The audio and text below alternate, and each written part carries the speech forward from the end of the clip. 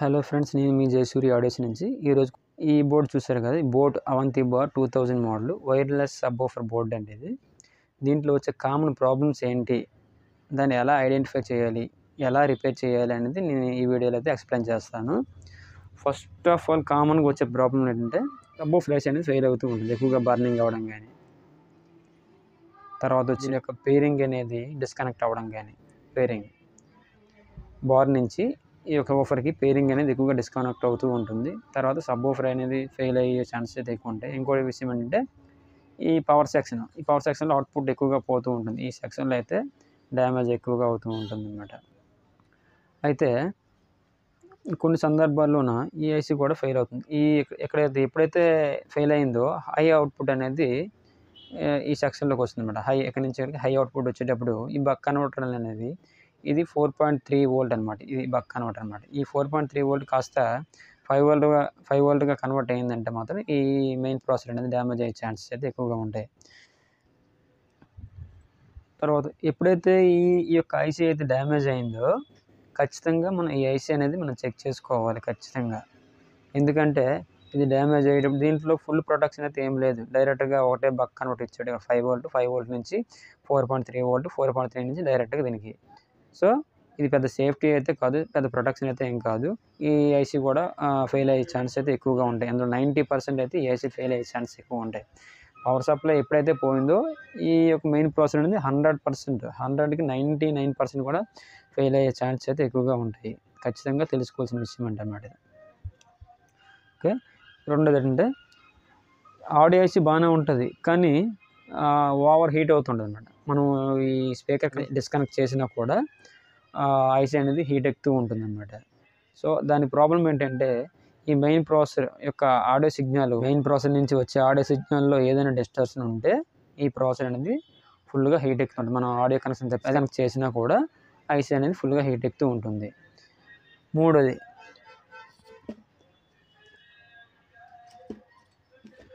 ఏంటంటే చాలామంది ఏంటంటే ఇక్కడ ఉండే ఐసీ నెంబర్ అంటే ATS 2819 ప్రాసెసర్ అనమాట. ఇది బ్లూటూత్ పేరింగ్ చిప్. ఇది కొత్తగా మార్కెట్లో దొరుకుతుంది, కానీ అదే న్యూ పీస్గా మార్కెట్లో దొరుకుతుంది, కానీ అది ఎప్పుడు కూడా ఎంప్టీ పీసే ఉంటుంది. సాఫ్ట్వేర్ అనేది లోడ్ చేసి ఉండదు. ఒకవేళ కొత్త ఐసీ తెచ్చి మనం వేసినా కూడా ఇక్కడ బ్లూ ఇండికేషన్ అనేది ఖచ్చితంగా రాదు. ఎందుకంటే ఈ సాఫ్ట్వేర్ బేసిక్ మీద పనిచేస్తూ ఉంటుంది. మనం కొత్త ఐసీ వేసినా కూడా మనం అందులో సాఫ్ట్వేర్ అనేది లోడ్ చేసుకున్న తర్వాతే ఇక్కడ బ్లూ ఇండికేషన్ అనేది వస్తుంది. పేరింగ్ సిగ్నల్ అనేది స్టార్ట్ అవుతాయి. సాఫ్ట్వేర్ మనం లోడ్ చేయకుండా కొత్త ప్రాసెసర్ వేసేసి మనం ఆన్ చేస్తే మాత్రం పూర్తి ఇండికేషన్ అనేది కూడా రాదు. పవర్ సప్లై వచ్చినా కూడా ఇండికేషన్ అనేది రాదు. సాఫ్ట్వేర్ లోడ్ చేసిన తర్వాతనే వస్తుంది. అయితే ఇక్కడ చూసారా సాఫ్ట్వేర్ ఎలా లోడ్ చేయాలి ఏంటి అనేది, సాఫ్ట్వేర్ ఇందులో ఎలా లోడ్ చేయాలి అనేది ఇక్కడ చూడండి. పెన్ డ్రైవ్ ఆప్షన్ ఇచ్చాడు కదా. పెన్ డ్రైవ్ అనేది సాంగ్స్ కోసం కాదండి, సాఫ్ట్వేర్ అప్డేట్ కోసం అనమాట. ఇన్కేస్ ఎప్పుడైనా సరే ఈ main processor Bluetooth pairing chip పోయిందంటే, డ్యామేజ్ అయిందంటే, కొత్తగా ఇక్కడ ప్రాసెసర్ అనేది ఇన్స్టాల్ చేసిన తర్వాత దీని ద్వారా పెన్ డ్రైవ్ ద్వారా మనం సాఫ్ట్వేర్ అనేది అప్డేట్ చేయడం కోసం అనమాట ఆప్షన్ అనమాట. ఈ USB సాకెట్ అనేది మన సాఫ్ట్వేర్ అప్డేట్ చేయడం కోసం ఇక్కడ ఈ ఆప్షన్ అనేది ఇవ్వడం అనేది జరిగింది. తర్వాత విషయం ఏంటంటే కొన్ని సందర్భాల్లో ఫుల్ సౌండ్ పెట్టేటప్పుడు బేస్లో డిస్టర్బెన్స్ వస్తుంది. దానికి మెయిన్గా 3 కారణాలు ఉన్నాయన్నమాట. ఒకటోది అది డూప్లికేట్ చేసినా కూడా అలాంటి డిస్టర్బెన్స్ వస్తుంది. రెండోది ఆఫర్లో ఏదైనా ప్రాబ్లం ఉన్నా కూడా అలాంటి డిస్టర్బెన్స్ వస్తుంది. మూడోది ఈ యొక్క చోక్ ట్రాన్స్ఫార్మర్ అనమాట. ఈ చోక్ ట్రాన్స్ఫార్మర్ పోయినా కూడా మనకి అవుట్పుట్లో డిస్టర్బెన్స్ వస్తుంది. తర్వాత ఇందులో వచ్చే ప్రాబ్లమ్స్ ఏంటంటే PWM ఐసీ, ఇది ఒక చూసారా పవర్ సెక్షన్లో ఎప్పుడైనా డ్యామేజ్ అయ్యిందంటే మాత్రం ఈ యొక్క PWM ఐసీ అనేది ఖచ్చితంగా పోతుంది. ఈ ఫెట్ పోతుంది, ఈ PWM ఐసీ కూడా పోతుంది ఖచ్చితంగా. ఇందులో అయితే మాత్రం ఖచ్చితంగా చైనా పవర్లో అయితే వేయొద్దు. ఒరిజినల్గా చేయాలనుకుంటే మాత్రం ఖచ్చితంగా ఈ PWM ఐసీ అయితే ఖచ్చితంగా ఉండాలి. తర్వాత ఈ ఫెట్ 12N70 అనమాట దీని యొక్క నెంబరు. ఈ రెండు కూడా పవర్ సప్లైలో ఎప్పుడైనా డ్యామేజ్ అయ్యిందంటే మాత్రం అండ్ ఇది ఫీజ్ అనమాట. ఇది సెక్షన్ ఫీజు. ఇది పోయిందంటే మాత్రం ఖచ్చితంగా ఈ ఫెట్ పోతుంది, ఈ యొక్క PWM ఐసీ కూడా పోతుంది. ఈ రెండు మార్చిన తర్వాతనే మనం ఫీజ్ వేయాలన్నమాట. ఓకేనా. ఫీజు పోయిన వెంటనే మనం డైరెక్ట్గా ఫీజు అయితే వేయకూడదు, ఎందుకంటే ఈ యొక్క ఐసీ అయితే ఖచ్చితంగా డ్యామేజ్ అయి ఉంటుంది. అది చెక్ చేసిన తర్వాతనే ఫీజు వేయాలి ఖచ్చితంగా. సార్లు ఈ ప్రైమరీ సెక్షన్ బాగానే ఉంటుంది, అవుట్పుట్లో మనకి 38 లేదా 40 సంథింగ్ వోల్టేజ్ వస్తుంది. అలాంటప్పుడు ఈ ఫిల్టర్లు అనేవి ఉబ్బిపోతాయి అన్నమాట. ఉబ్బిపోయి మనకి గ్యాస్ రూపంలో కిందకి ఒక రసాయనం అనేది కిందకి చేరుతుంది. ఆ రసాయనం వల్ల ఏంటంటే ఇక్కడ పీసీబీ మీద లేఅవుట్ అనేది డ్యామేజ్ అవుతుంది. లేఅవుట్ డ్యామేజ్ అయ్యి ట్రాక్లు కట్ అయిపోతాయి అన్నమాట. ఎక్కడ కట్ అవుతాయి ట్రాక్లు? ఈ ఫిల్టర్ యొక్క పాజిటివ్ పిన్ నుంచి ఈ యొక్క అప్టో కప్లర్ వరకు వచ్చే ట్రాక్ మధ్యలో డిస్కనెక్ట్ అవుతుంది. అలా డిస్కనెక్ట్ అవ్వడం వల్ల ఏంటంటే ఈ అవుట్పుట్ వోల్టేజ్ అనేది అడ్జస్ట్ చేయదు అనమాట. ఈ ఆప్టో కప్లర్ ఎందుకు యూజ్ అవుతుందంటే అవుట్పుట్ వోల్టేజ్ స్థిరంగా ఉంచడం కోసం అనమాట. అవుట్పుట్లో ఫిక్స్డ్ వోల్టేజ్ కోసం ఈ యొక్క సెక్షన్ మనం యూజ్ చేస్తాం.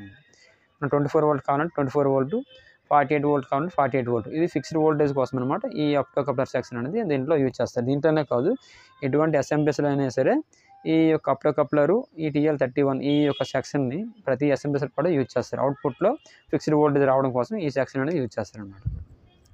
ఎక్కడి నుంచి ఇక్కడికి ఏదైనా కనెక్షన్ డిస్కనెక్ట్ అయిందంటే ఇక్కడ హై వోల్టేజ్ వచ్చి ఈ ఫిల్టర్లు బర్న్ అయిపోయే ఛాన్సెస్ అయితే ఉంటాయి. ఓకేనా ఫ్రెండ్స్? తర్వాత ఈ మెయిన్ ప్రాసెస్ ఎలా మనం చెక్ చేయాలి, ఎలా పోయిందని ఎలా ఐడెంటిఫై చేయాలి ఏంటి అనేది నేను చెప్తాను. సింపుల్ చిట్కా అనమాట. ఎప్పుడైనా సరే ఈ పవర్ సెక్షన్ డెడ్ అయ్యేటప్పుడు ఈ ఆడియో ప్రాసెస్ అనేది పోతుంది. AD83586 ఇది ఖచ్చితంగా డ్యామేజ్ అవుతుంది. ఇది డ్యామేజ్ అయిన తర్వాత కూడా మీరు ఖచ్చితంగా ఈ పవర్ సెక్షన్ రెడీ చేసి ఆ యొక్క ఆడియో ఐసీ అయితే ఖచ్చితంగా వేయొద్దు. ఎందుకంటే ఈ రెండు ఫెయిల్ అయ్యేటప్పుడు ఖచ్చితంగా 90% కూడా ఈ మెయిన్ ప్రాసెస్ పోయే ఛాన్స్ అయితే 90% అయితే గ్యారంటీగా ఉంటాయి. ఎందుకంటే ఈ హై వోల్టేజ్లో ఫుల్ ప్రొటెక్షన్ అనేది ఇందులో ఉండదు కాబట్టి ఈ యొక్క మెయిన్ ప్రాసెస్ డ్యామేజ్ అయ్యే ఛాన్స్ అయితే ఎక్కువగా ఉంటాయి. అయితే ఇది ఎలా చెక్ చేయాలంటే సింపుల్గా నేను చూద్దాం చెప్పండి. ఇక్కడ చూసారు వరుసగా 4 PFలు అనేవి ఉన్నాయి. వరుసగా 4 PF SMD కాంపోనెంట్ అనమాట. ఇది ఫస్ట్ వన్ వచ్చేమి 104 PF, థర్డ్ వన్ 104 PF, ఈ యొక్క సెకండ్ వన్ ఫోర్త్ వన్ ఇది 102, ఇది 471 PF అనమాట.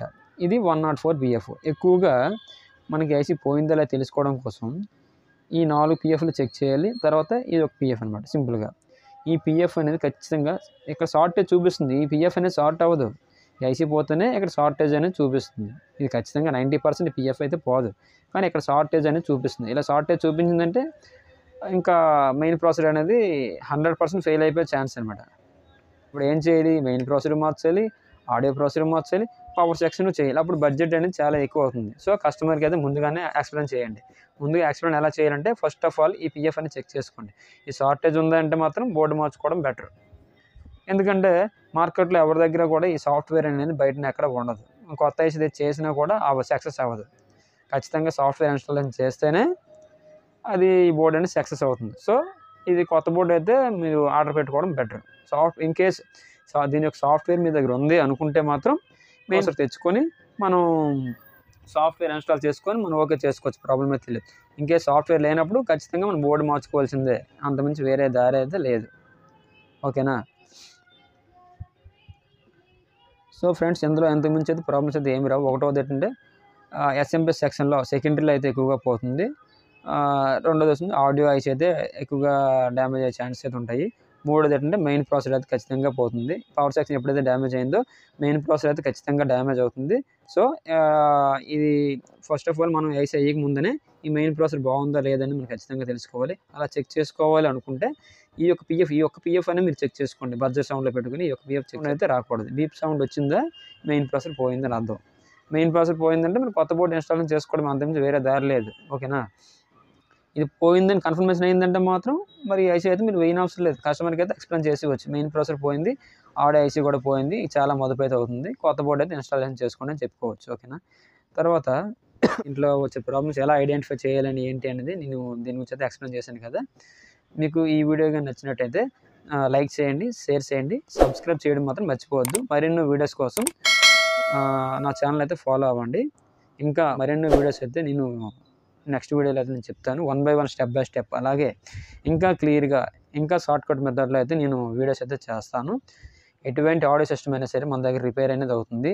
AVR అలాగే sound bars company any brand, Boat, Zebronic sound Boat, Zebronic, JBL, Samsung, LG, Philips all types of home theaters కానీ, sound bars కానీ, అలాగే power amplifiers A to Z audio అనేది మన దగ్గర అయితే chip level and dip level all models కూడా మన దగ్గర అయితే రిపేర్ అయితే అవుతాయి. మన ఛానల్ అయితే ఖచ్చితంగా సబ్స్క్రైబ్ చేసుకోండి. సబ్స్క్రైబ్ చేయడం మాత్రం మర్చిపోవద్దు. సబ్స్క్రైబ్ చేయడం వల్ల నేను పెట్టే ప్రతి వీడియో కూడా మీకైతే చేరుతుంది. సో దానివల్ల మీరు కొంత వర్క్ అనేది నేర్చుకోవచ్చు. Okay friends, thank you.